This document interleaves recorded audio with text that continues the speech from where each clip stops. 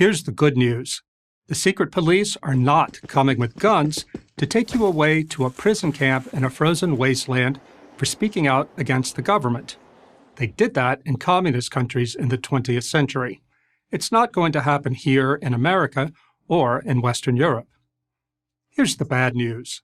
The secret police aren't coming for you because they don't have to. There are ways to shut you up and keep you quiet that don't involve physical force. The powers that be, and that now includes major corporations, the educational establishment, the media, and the government, can just kick you off the internet, put you on a no-fly list, and bar you from using the banking system. We can describe scenario number 1 as hard totalitarianism and scenario number 2 as soft totalitarianism. There are big differences between them, but in the end, you arrive at the same place: submission and silence. To grasp the threat of totalitarianism, hard or soft, it's important to understand exactly what it means. According to the famous political scholar Hannah Arendt, a totalitarian society is one in which an ideology seeks to displace all prior traditions and institutions, with the goal of bringing all aspects of society under control of that ideology.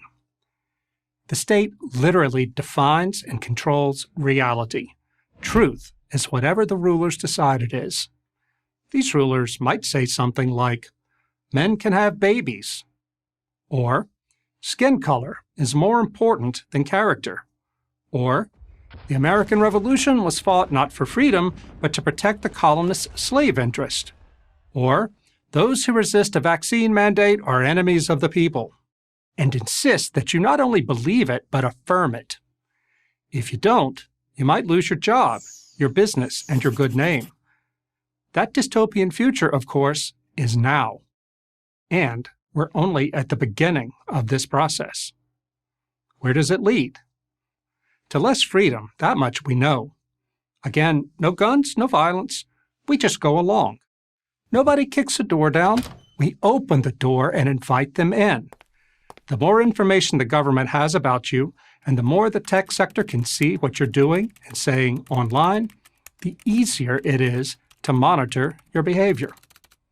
How long before the government creates a digital profile of each citizen? And how would the government use that profile? It might go like this. If you do socially positive things as defined by the government, nothing really changes. You can do whatever you want. Maybe you're even rewarded for good behavior. A faster internet connection, preferred medical treatment, or even the best seats at a concert. If you do socially negative things, again, as defined by the government, you lose privileges. You're pushed to the margins of society. You become a non-person. Sound far-fetched? It shouldn't. It's happening right now in China. It happened in Russia and Eastern Europe not that long ago. Talk to anyone who lived behind the Iron Curtain, and they will tell you we are headed down a dangerous road. No, you say, it can't happen here in the land of the free and the home of the brave. I wouldn't be so sure. Ronald Reagan famously observed that freedom can be lost in a single generation.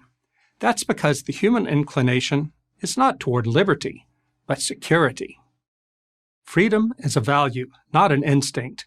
It entails personal responsibility and risk. Security requires little risk and little personal responsibility, so it comes with little freedom. That's why every new generation must be taught the supreme importance of freedom and develop the strength of character to maintain it. Of course, the people who want to take away our freedom say they're doing it in the name of compassion for the many victims of oppression. Unlike the Bolsheviks of the old Soviet Union, the left of today's America gets its way not by shedding blood, but by shedding tears. Don't be fooled. The objective is always the same: submission and silence. So, how do we stop the drift toward soft totalitarianism? This is not an easy question, but we can create a base from which we can start to act. Let it be this.